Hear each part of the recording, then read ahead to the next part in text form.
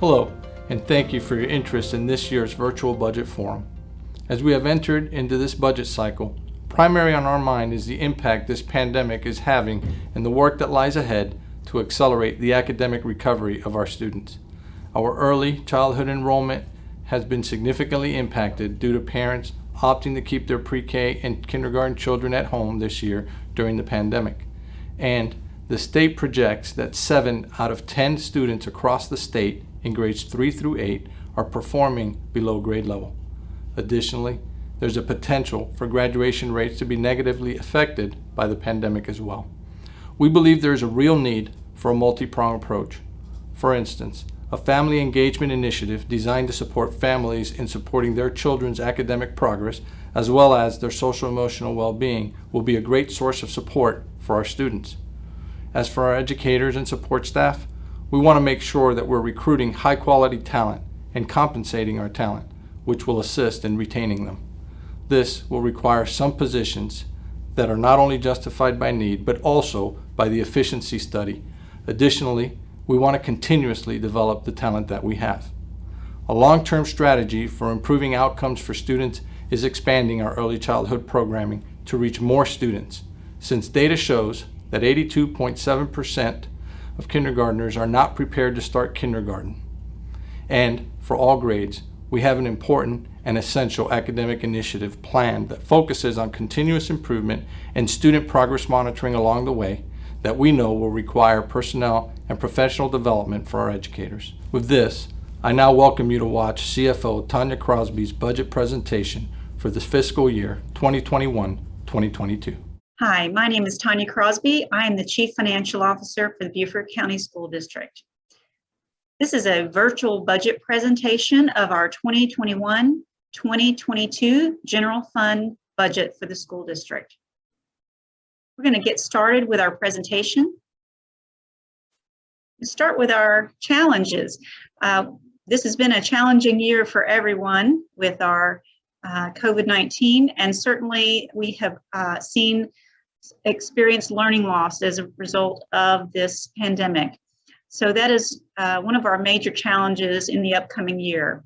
This budget addresses the achievement gap, student growth and diversity, unfunded and underfunded mandates, teacher recruitment and retention, delayed tax bills, and the delayed state budget. Some of our strategies for academics include engaging families, recruiting and retaining highly qualified staff, developing our talent, expanding early childhood opportunities, building support at the district level, and providing strategic initiatives at all schools for all grade levels. So some of our priorities include student achievement, compensation increases, safety and security, recommendations of the efficiency study, district support, and aligning each of these budget items with our strategic goals. This is a slide of our Beaufort County School District strategic goals for the 2021 through 2024 period. 4 of the major goals actually are student achievement, teacher administrative quality, school climate, and gifted and talented. Each of the budget items is linked to a strategic goal. On the expenditure side, this is our budget by categories. First area is leadership and other at $28 million, operations at $49.8 million, and the instructional and instructional support at $196 million. The total budget this year is proposed to be $274,274,600. 71.5% of this budget is focused on instructional support categories.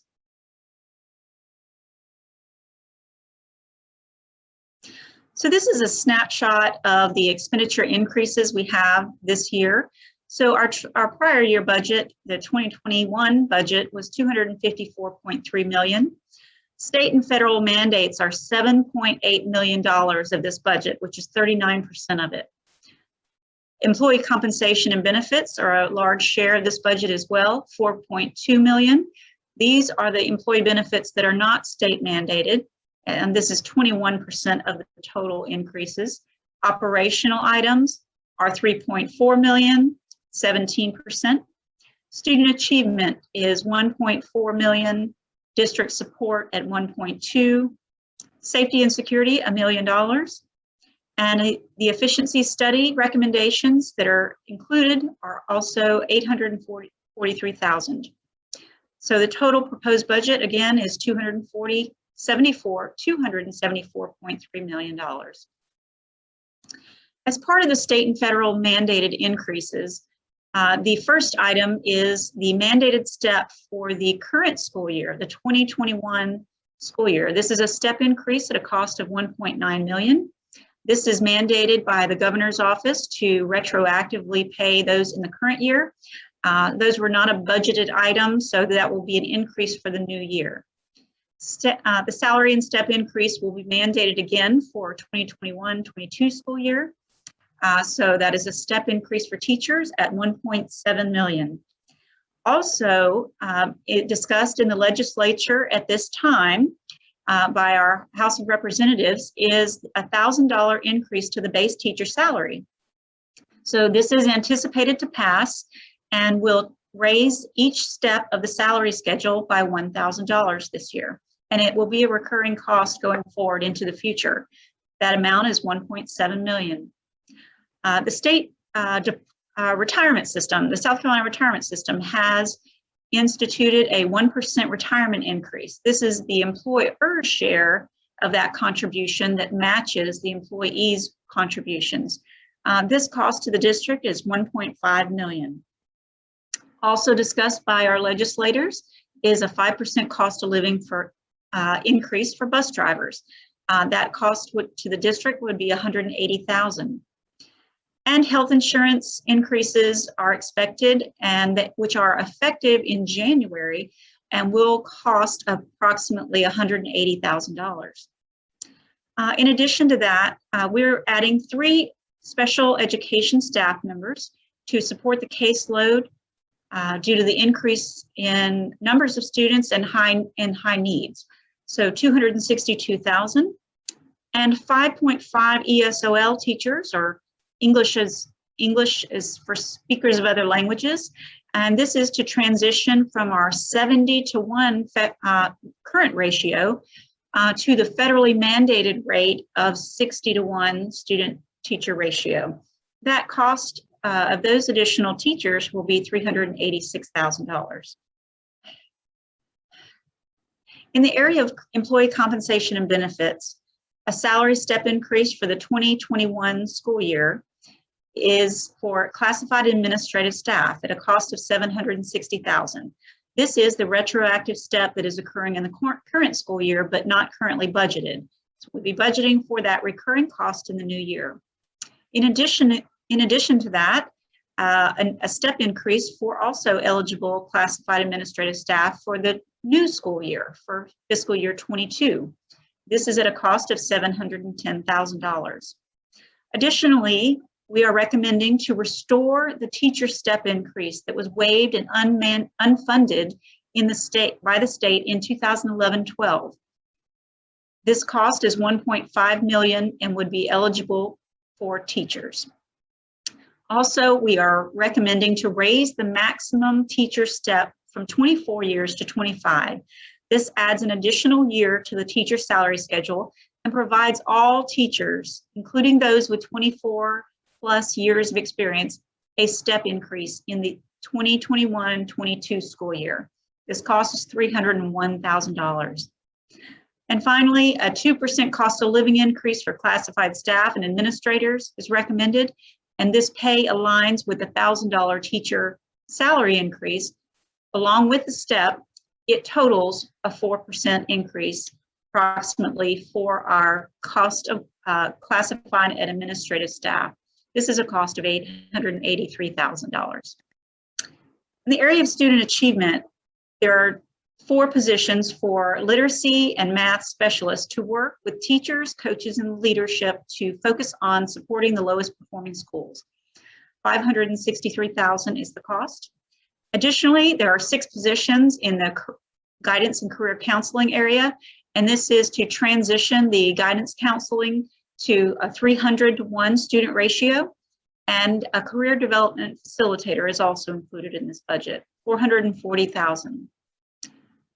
And finally, school-based positions in the staffing per the staffing formula are needed to accommodate staffing needs related to growth for specific schools. In particular, there are 3 teachers, a bilingual liaison, a literacy coach, and 2 administrative support positions at a cost of $398,000 that would be added to our schools. In the area of operational increases, we have maintenance, custodial, and grounds contracts that are currently outsourced. They have annual CPI increases built into their contract, and those contract increases are estimated this year at $412,000.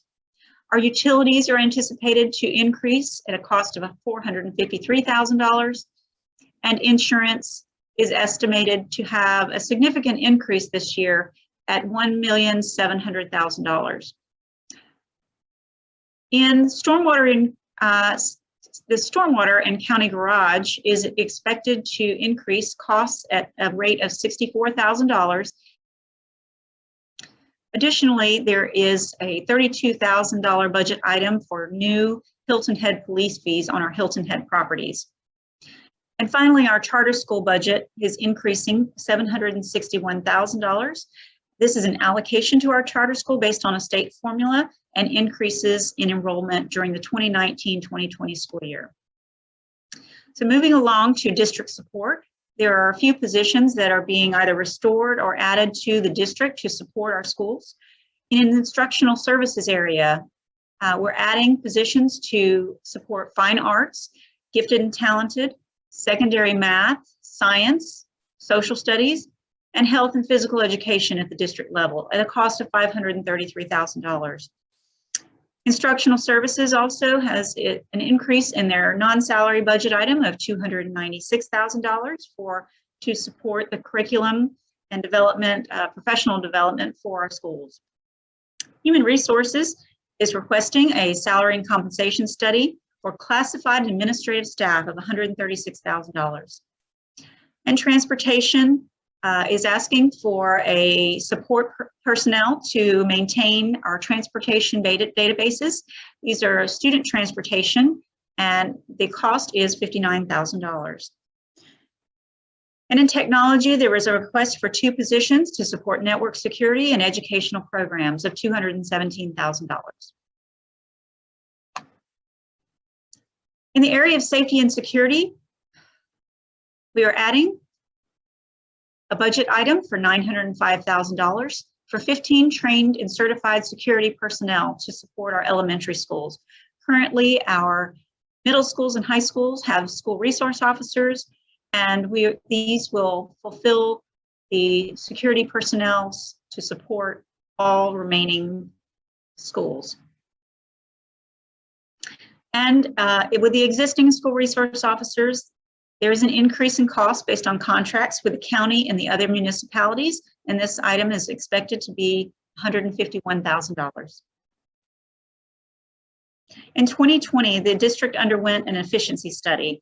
As part of that study, there were several recommendations coming out, and today's these positions are included in that study. In the instructional services area, 1 position to restore the student services function, $124,000. In human resources, 4 positions to address inclusion, recruiting, retention, information systems, mentorship, and talent acquisition, directly relating to the strategic goal of recruiting, retaining highly qualified staff. $410,000 is this item. In the operations division, there are 2 positions requested to support facilities planning and construction, $230,000, and 1 accountant in the finance department for $79,000 to address the increased workload. In summary, I wanted to illustrate the percentage of increases that will be experienced by our teachers and our classified administrative staff if this budget is approved. For teachers, the state mandated teacher step increase They will receive a state mandated $1,000 increase to base teacher salary. We will restore the step increase waived in 2012, and we will raise the max teacher step from 24 to 25 years, giving all teachers a step increase. Increases to teachers in this budget year are estimated to be 6%. Classified administrative salary will receive a step increase, a 2% cost of living, and bus drivers would receive a state mandated 5% increase. The average increase for our classified and administrators would be about 4%. The following table illustrates the revenues needed to support the district's budget. They're in categories such as local revenue, state revenue, and federal revenue. They total $274.3 million. Local revenues at the current collections are at $153.3 million. An additional 7.6 mills is required to generate 10.2 million to support this budget. State revenues make up about 108.4 million of this budget. There are some increases at the state level that are currently in deliberation with our legislature. And federal revenues include $660,000 of impact aid and E-rate funds. Our current operations millage is virtually the same as in 2018. We are requesting an increase in that millage needed to fund this budget of 7.6 mills. The current operations millage for the last 2 years has been 114 mills. Proposed increase 7.6 would give a new proposed millage at 121.6 mills. As you can see by the chart here, in 2018, our millage was 113.5. During a reassessment year in 2019, it fell by 9 mills. And then that generated a shortfall in tax revenue of $9.2 million. So there was a need to restore that millage to the level, particularly the same level as the previous year. And then in our pandemic year, the millage was held the same as well as the budget this past year. And there is a request now to increase by 7.6 mills, which was within the maximum millage amounts allowed by state law. This slide discusses the impact on the taxpayer. In the first scenario, with a median home value of $250,000, in a non-owner occupied residence would be a 6% assessment ratio. 7.6 mills would require a $114 per year increase. In the second scenario, a $400,000 home at a 6% ratio would have an estimated increase of $182 per year. Again, these are school district operations taxes are applicable to non-owner occupied homes as well as businesses and motor vehicles. These rates are not applicable to primary residences. Here's our budget summary with our revenues and expenditures by instructional, support, and intergovernmental categories of $274 million. And we're estimating a $19.9 million increase in expenditures in this budget to support the operations of the school district. Over the past year, we have received a series of federal funds in response to COVID-19.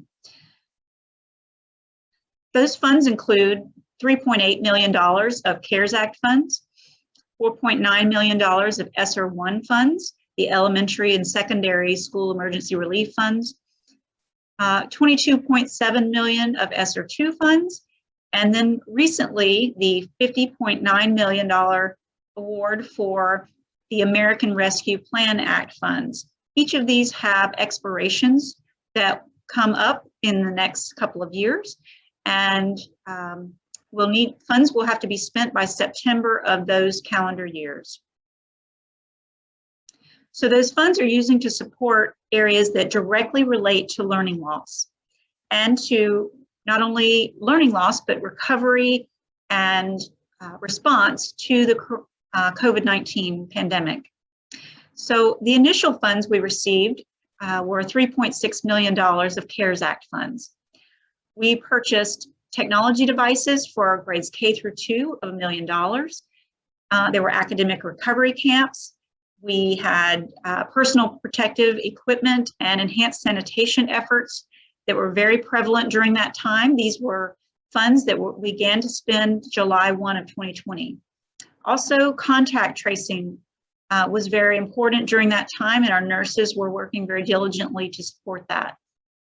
And internet hotspots were provided to families to be able to do their learning at home virtually. And the total of those amounts in initial funds were $3.6 million. The second round of funding came along a few months later and amounted to $4.9 million. Technology devices were purchased of $2 million to support the continuous learning, some of which was hybrid learning during the early stages of the school year. Academic recovery camps, those within the summer, and extended school year and compensatory services, as well as teacher training on virtual instruction and other emotional and mental health issues. Again, additional dollars were provided for PPE and enhanced sanitation. We had meal distribution for virtual students and bus stop deliveries in some areas. And after school programs and virtual school programs were needed support and funding. And private schools were eligible for these funds. And we were able to redirect some of the funds to our general fund to support the administration of the new rounds of federal funding. ESSER II funding is the latest funds we have applied for and have yet to receive, will soon receive approval from the State Department of Education. The bulk of these funds are for learning loss. Approximately $13 million are being used to address learning loss. About $6.5 million are going to be used to transfer to the general fund to support the teachers' salaries and the administrative costs of the grants. Mental and physical health is being supported in these funding sources to work with our students to address the emotional reactions, emotional consequences of the pandemic. PPE is budgeted in this area, and as well as technology. It also allows for the district to address facility issues that may cause indoor air quality issues for students or staff. These are at a total budgeted cost of $22.7 million. The ARPA funds of $50.9 million, the allocation was received April 30th, so just a few weeks ago. And the deadline for our application is August 24th. This application is in progress, and we are building a plan for the use of these funds. The eligible activities are the same as the ESSER funds. The primary area must be used to address learning loss. Also, it allows us to provide professional development for staff.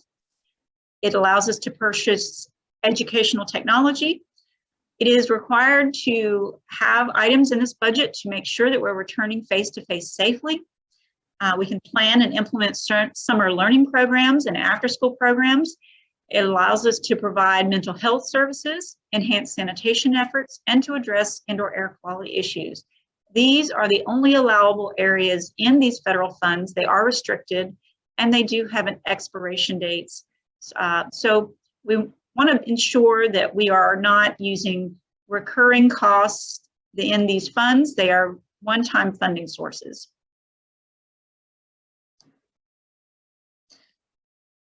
So the next step in this budget is the certification by the board.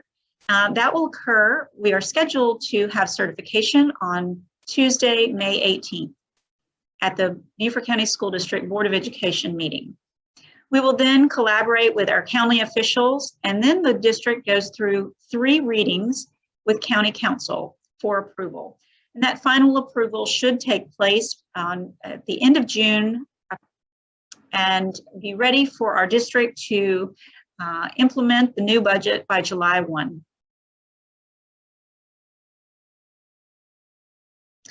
Here are the dates of the meetings. On the county council meetings are May 24th, June 14th, and June 28th, and those will be televised on the county channel. So if you have any questions or comments regarding this 2021-22 budget, you can email us or call us at 843-322-5928, and we'll be happy to answer any questions you may have or provide or take your input, which is very important to us, and incorporate that into the budget conversations. And we'll make sure that board members are aware of the comments and questions that you've had. So that concludes our Beaufort County School District budget presentation. We look forward to hearing any comments you may have. Thank you. Thank you for your attention to this very important presentation by Ms. Crosby. Districts all over the state are competing for talent, and we need to compensate our employees, not only to keep them here, but to recruit new talent. It's been an unprecedented year that requires an unprecedented response. The funds in this budget will help make great headway towards greater student outcomes across the district. Thank you.